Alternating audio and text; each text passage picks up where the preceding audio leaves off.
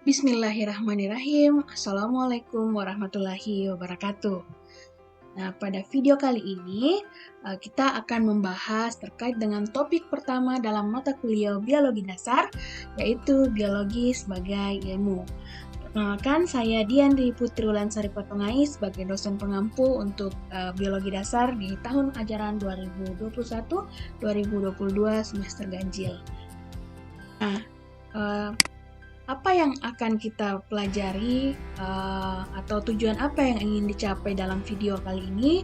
Yang pertama adalah kita akan membahas terkait dengan kedudukan biologi sebagai ilmu pengetahuan, lalu syarat dan ciri ilmu pengetahuan, dan konsep metode ilmiah. Nah, ketiga pembahasan ini merupakan salah satu pembahasan yang sangat terkait antara ketiganya, karena untuk mengetahui bagaimana kedudukan biologi sebagai ilmu pengetahuan, tentunya kita perlu tahu dulu bagaimana syarat dan ciri ilmu pengetahuan itu, lalu kemudian bagaimana ilmu pengetahuan itu didapatkan. Lalu kemudian konsep metode ilmiah merupakan cara untuk mendapatkan ilmu pengetahuan. Baik, kita akan masuk pada yang pertama dulu. Pengetahuan versus ilmu pengetahuan. Nah, apa sih perbedaan antara pengetahuan dan ilmu pengetahuan? Apakah itu sama atau berbeda? Nah, tentunya pengetahuan dan ilmu pengetahuan itu merupakan dua hal yang berbeda, tetapi merupakan suatu kesatuan. Nah, bagaimana itu bisa terjadi? Nah, kita lihat dulu, apa itu pengetahuan? Pengetahuan itu adalah informasi atau maklumat yang diketahui atau disadari oleh seseorang, atau berbagai gejala yang ditemui dan diperoleh manusia melalui pengamatan akal atau menggunakan indera.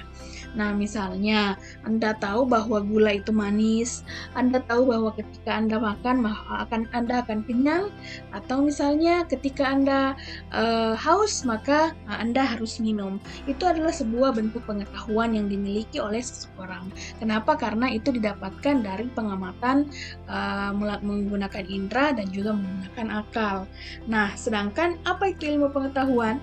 Nah, kalau ilmu pengetahuan itu adalah sekumpulan informasi yang digali, ditata, dan dikembangkan secara sistematis dengan menggunakan metode ilmiah untuk menerangkan atau membuktikan gejala alam dan atau gejala kemasyarakatan. Nah, dari sini kita bisa melihat bahwa pengetahuan sebenarnya merupakan bagian dari ilmu pengetahuan. Nah, ilmu pengetahuan ini adalah sekumpulan informasi. Jadi sekumpulan pengetahuan-pengetahuan yang telah kita dapatkan itu digali, kemudian ditata atau restrukturisasi, dikembangkan secara sistematis dengan menggunakan metode ilmiah untuk menerangkan. Nah, kalau tadi misalnya dikatakan bahwa kalau kita makan, kalau kita lapar, kita harus makan. Kalau kita mau beraktivitas untuk mendapatkan energi, kita harus makan. Nah, bagaimana itu bisa diterangkan atau bagaimana itu bisa dibuktikan? Nah, tentunya dengan menggunakan metodologi ilmiah. Bagaimana makanan itu bisa menjadi energi dengan beberapa proses. Dibuktikan dengan bentuk-bentuk eksperimentasi. Nah, jadi perbedaannya adalah pengetahuan itu belum dibuktikan atau dipastikan kebenarannya, dan juga tidak bersifat universal atau tidak berlaku umum. Nah, sebaliknya, ilmu pengetahuan itu telah dibuktikan atau dipastikan kebenarannya dan telah bersifat universal. Nah, walaupun pengetahuan ini merupakan bagian dari ilmu pengetahuan, tentunya dari sini kita bisa melihat bagaimana perbedaan antara keduanya. Nah, sekarang kita masuk pada bagaimana sih ilmu pengetahuan itu diperoleh. Nah, ilmu pengetahuan itu diperoleh pertama dengan adanya rasa ingin tahu. Nah, salah satu ciri dari ilmuwan adalah memiliki rasa ingin tahu yang tinggi. Kenapa? Karena dengan memiliki rasa ingin tahu yang tinggi akan muncul banyaknya pertanyaan-pertanyaan. Jadi misalnya kalau kita melihat sesuatu yang aneh, tidak biasa di sekitar kita, kita peka terhadap apa saja yang ada di sekitar kita, kita akan bertanya kenapa itu bisa terjadi, apa yang menyebabkan itu bisa terjadi.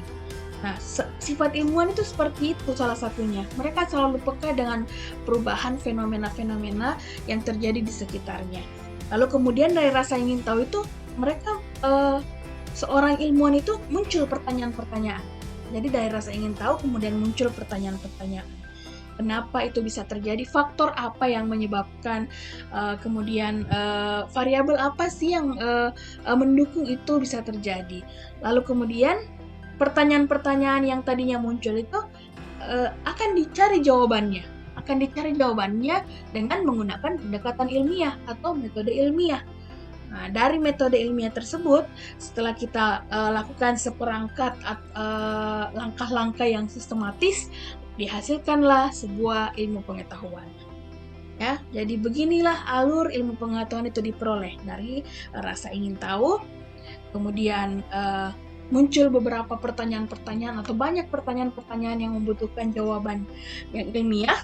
Kemudian kita uji dengan menggunakan metode ilmiah atau kita gali dengan menggunakan metode ilmiah, lalu kemudian lahirlah sebuah ilmu pengetahuan. Nah, selanjutnya adalah syarat dari ilmu pengetahuan. Kapan dikatakan sebuah pengetahuan atau sesuatu itu adalah ilmu pengetahuan? Tentunya ketika memiliki atau memenuhi syarat-syarat ilmu pengetahuan itu sendiri. Apa saja? Yang pertama adalah logis atau masuk akal. Jadi yang dimaksud logis atau masuk akal di sini adalah sesuai dengan kaidah ilmu pengetahuan yang diakui kebenarannya. Artinya dapat dipertanggungjawabkan, masuk akal gitu. Bisa dijawab dengan pembuktian-pembuktian ilmiah. Yang kedua adalah objektif. Jadi sesuatu itu dikatakan sebagai ilmu pengetahuan ketika memenuhi syarat objektif, artinya berdasarkan objek yang dikaji dan didukung juga oleh fakta empiris atau fakta-fakta yang ada di lapangan. Nah, selanjutnya adalah metodik. Jadi pengetahuan atau ilmu pengetahuan tersebut harus diperoleh dari cara tertentu yang teratur dan dirancang, kemudian diamati serta terkontrol. Artinya ada metode-metode khusus atau langkah-langkah khusus yang dilakukan untuk memperoleh sebuah ilmu pengetahuan. Nah, yang keempat adalah sistematik. Dia disusun dalam satu sistem di mana satu dengan yang lainnya itu saling berkaitan dan menjelaskan satu sama lain sehingga menjadi suatu kesatuan. Nah, itu syarat ilmu pengetahuan. Selanjutnya adalah berlaku umum atau universal, artinya berlaku untuk siapapun dan dimanapun dengan tata cara dan variabel-variabel tertentu. Misalnya 1 tambah 1 di Indonesia sama dengan 2 ya. Begitupun juga di Jepang, begitupun juga di Amerika, begitupun juga di belahan benua yang lain. Artinya itu berlaku universal. Begitupun juga dengan misalnya kalau kita berbicara terkait dengan biologi. Biologi adalah ilmu yang mempelajari terkait dengan makhluk hidup. Begitupun di luar negeri, begitupun di belahan dunia yang lain. Kalau kita berbicara tentang biologi, berarti kita berbicara tentang makhluk hidup. Itu. Nah, selanjutnya adalah eksperimentasi yang lama. Artinya syarat dari ilmu pengetahuan itu adalah didapatkan dari hasil eksperimentasi yang lama. Jadi tidak dari satu hari atau satu kali eksperimentasi kemudian bisa dibuktikan suatu kebenarannya. Contoh saja, hukum Mendel itu dicetuskan oleh Mendel itu bukan sehari 2 hari, tetapi dilakukan dengan melakukan eksperimentasi yang lama. Dia melakukan persilangan, menyilangkan ratusan ribu kacang ircis dalam waktu yang lama untuk menghasilkan suatu pola-pola yang paten. Lalu kemudian baru bisa dicetuskanlah sebuah teori atau sebuah hukum yang mewakili pola-pola yang telah dihasilkan dari eksperimentasi tersebut. Begitupun juga dengan teori-teori lain yang telah dicetuskan oleh para ahli. Seperti itu. Nah, selanjutnya yang terakhir adalah kumulatif berkembang dan tentatif. Jadi, ilmu pengetahuan itu sebenarnya sifatnya adalah kumulatif berkembang. Artinya, misalnya hari ini ilmu pengetahuan yang kita dapatkan A, Tapi ketika kita kembangkan terus-menerus, kita teliti terus-menerus, kita lakukan eksperimentasi lagi, kita gali kembali datanya, ternyata beberapa tahun kemudian atau beberapa waktu kemudian didapatkan data yang berkembang. Yang tadinya A menjadi AB ataupun menjadi C. Nah, ilmu pengetahuan juga sifatnya tentatif, artinya dia bisa berubah. Artinya yang kayak tadi yang dikatakan, hari ini mungkin A, tetapi ketika kita melakukan pengembangan atau melakukan inovasi terus-menerus mencari kebenaran atau mencari teori-teori terbaru terkait dengan suatu hal, melakukan pembuktian, melakukan eksperimentasi, ternyata ditemukan bahwa ada fakta baru terkait dengan konsep tersebut. Akhirnya konsep yang tadinya masih keliru atau masih perlu untuk diperbaharui bisa diperbaharui dengan hasil-hasil penemuan terbaru. Nah, contoh saja misalnya Pluto. Pluto itu di referensi beberapa tahun yang lalu, Pluto itu masuk dalam jajaran planet dalam tata surya kita. Namun setelah dilakukan penelitian selama bertahun-tahun, akhirnya diperbaharui bahwa Pluto itu bukan lagi bagian dari planet susunan planet dalam tata surya. Nah, itulah yang menyebabkan kenapa ketika kita melakukan sebuah pengkajian literatur, itu kita diharapkan untuk mengambil literatur terbaru supaya ada update data yang kita ketahui. Jadi misalnya kalau kita misalnya menyusun sebuah artikel atau menyusun sebuah esai, biasanya kita diarahkan untuk mencari artikel-artikel 5 tahun terakhir, 3 tahun terakhir, ataupun paling lama 10 tahun terakhir. Karena diasumsikan bahwa ada perkembangan ilmu pengetahuan selama waktu itu berjalan. Jadi itulah syarat-syarat dari ilmu pengetahuan. Nah, selanjutnya adalah ciri ilmu pengetahuan. Yang pertama adalah empiris. Jadi selain syarat-syarat, juga ada ciri-ciri ilmu pengetahuan.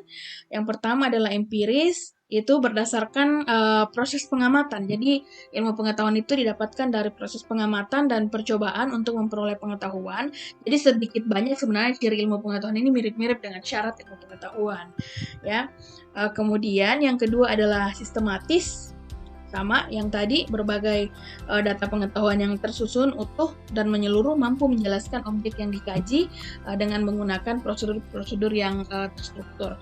Lalu kemudian ada objektif, yaitu ilmu pengetahuan dapat diterima oleh semua pihak, ya, bukan hanya dari prasangka perseorangan atau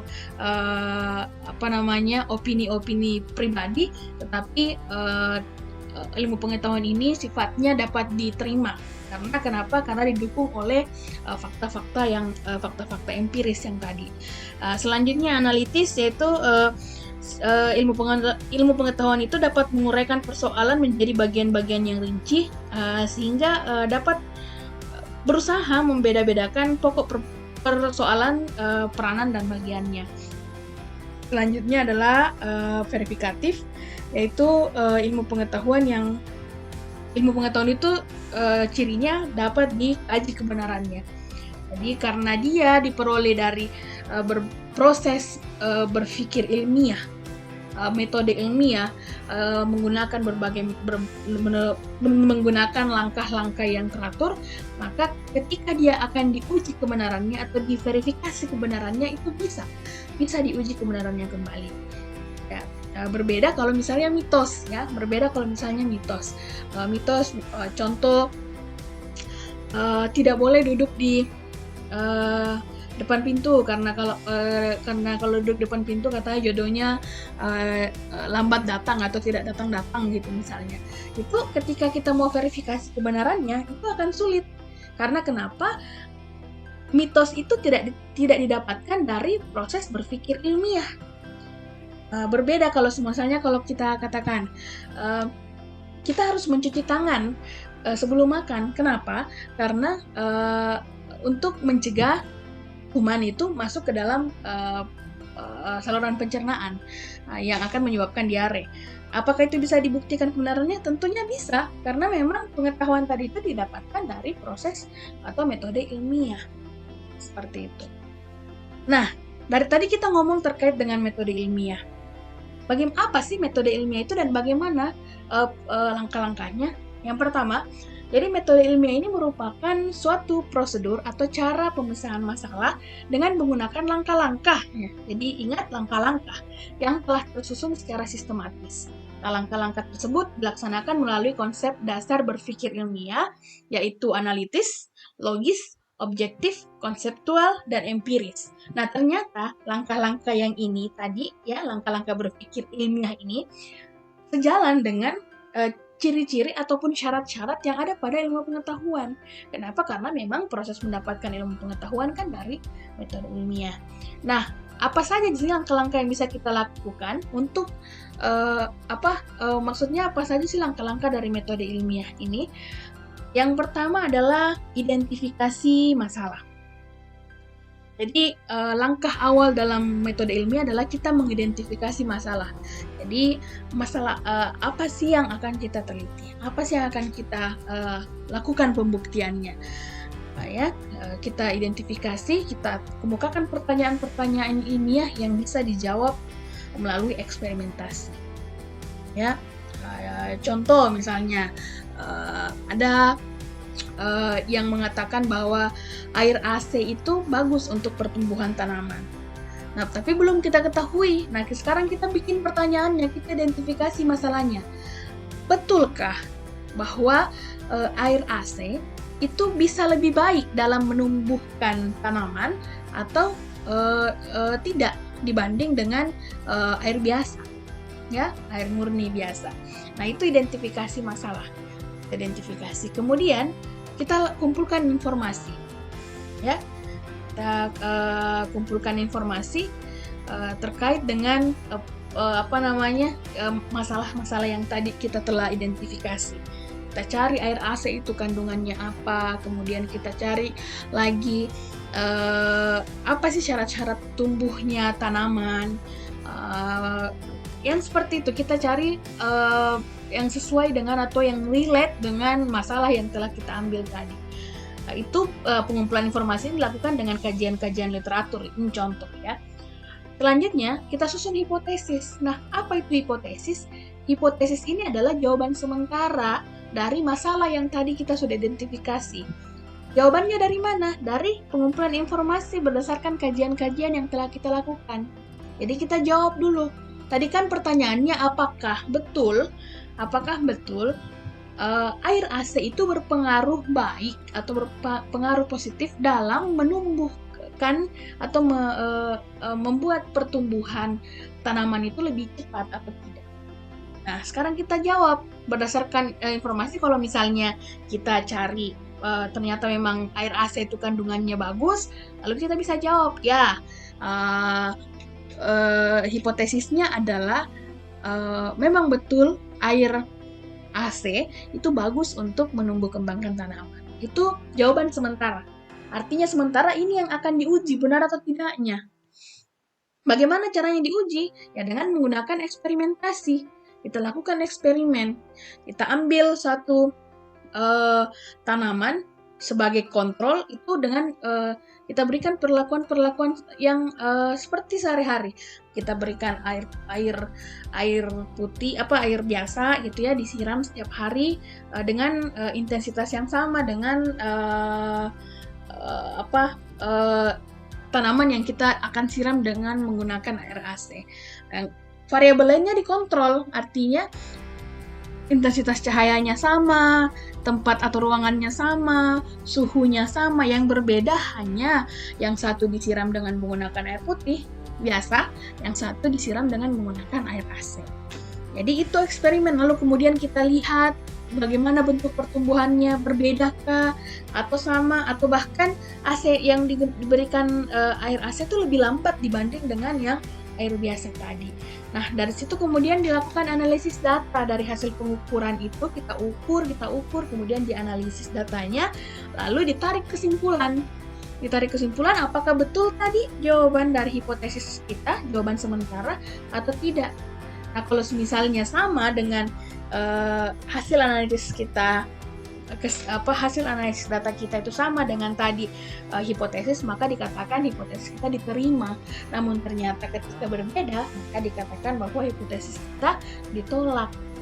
Nah, itu kita tarik kesimpulan dari itu barulah kita bisa mempublikasikan hasil penelitian, hasil eksperimentasi dalam bentuk penyusunan laporan, ya, laporan dari eksperimen kita.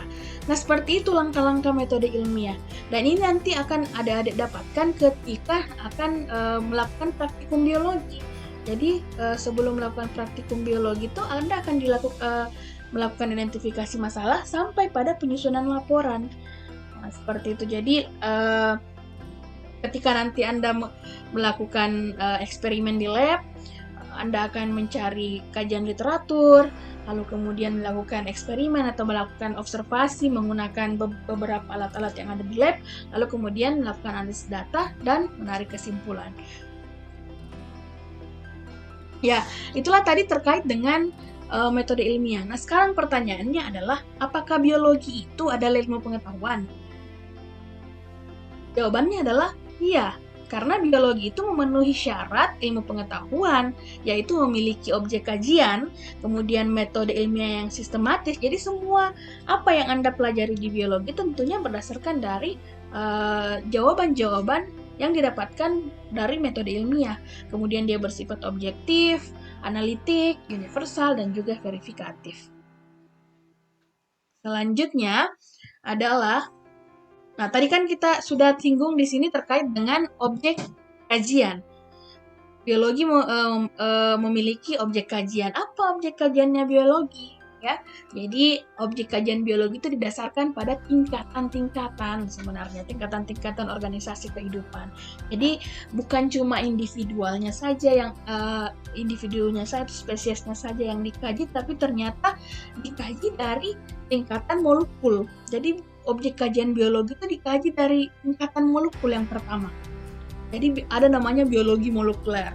Dikaji terkait dengan DNA, RNA, seperti itu. Jadi materi-materi genetik itu menjadi salah satu objek kajian biologi.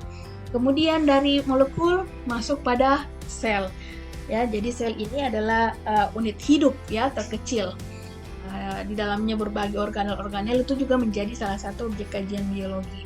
Lalu kemudian ada jaringan. Jaringan ini adalah sekumpulan sel ya membentuk sebuah jaringan untuk melakukan suatu fungsi dan tujuan yang sama pada suatu jaringan tertentu.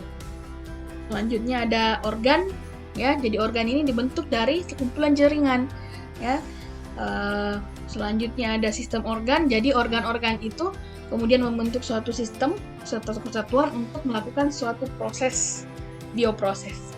Contohnya misalnya organ-organ pencernaan dari lambung, hati, kerongkongan, kemudian usus halus, usus 12 jari, usus besar, itu melakukan sebuah pekerjaan ya dengan tujuan yang sama, yaitu itu membentuk suatu sistem yang namanya sistem organ pencernaan. Nah, dari sistem organ itu, berbagai sistem organ di dalam tubuh itu akhirnya membentuk suatu kesatuan yang namanya individu atau spesies. Kemudian ada populasi. Populasi ini adalah kumpulan dari beberapa individu yang sejenis ya, yang hidup dalam suatu habitat tertentu. Selanjutnya ada komunitas. Ini kumpulan dari beberapa populasi-populasi yang menghuni suatu habitat atau relung. Lalu kemudian ada ekosistem. Jadi ekosistem ini adalah sistem yang mengatur hubungan timbal balik antara komponen biotik dan komponen abiotik ya, jadi mereka hidup bersama dalam sebuah ekosistem. Lalu kemudian ada biosfer, itu bukan hanya mencakup satu ekosistem tertentu, tapi juga mencakup suatu kesatuan kehidupan ya di bumi. Jadi mencakup atmosfer gitu, segala macam. Jadi biosfer itu lagi cakupannya lebih luas. Itu objek kajian biologi. Nah, selanjutnya adalah ini mungkin terakhir ya, cabang ilmu biologi. Nah, ilmu biologi ternyata punya beberapa cabang-cabang spesialisasi. Yang pertama zoologi, itu cabang ilmu biologi yang mempelajari tentang atau mengkaji tentang hewan. Kemudian kalau botani spesifik terhadap tumbuhan, mikrobiologi spesifik terhadap jasad-jasad organik atau makhluk hidup jenis seluler atau yang tidak dapat dilihat dengan kasat mata. Lalu kemudian ada genetika yang mengkaji tentang pewarisan sifat. Kemudian ada virologi yang khusus mengkaji terkait dengan virus. Ada entomologi, ada mikologi untuk jamur. Kemudian ada bioteknologi, bagaimana makhluk hidup itu digunakan untuk kehidupan yang kemaslahatan orang banyak gitu, atau kemaslahatan kehidupan. Selanjutnya ada ekologi, tentang ekosistem ya. Lalu evolusi, biologi dan lain-lain. Jadi ini adalah beberapa contoh, tapi sebenarnya cabang ilmu biologi itu banyak, sangat banyak. Tapi yang ditampilkan sekarang hanya sedikit ya. Dari cukup sekian video terkait dengan topik pertama, yaitu biologi sebagai ilmu. Kalau ada pertanyaan terkait dengan biologi sebagai ilmu ini, silahkan dicatat, kemudian dimasukkan ke dalam kolom diskusi pada LMS Syam Oke. Nanti kita akan bahas sama-sama pada pertemuan berikutnya. Jangan lupa mengerjakan tugas yang telah disematkan pada Syam Oke. Disimak baik-baik. Sampai ketemu pada video selanjutnya. Assalamualaikum warahmatullahi wabarakatuh.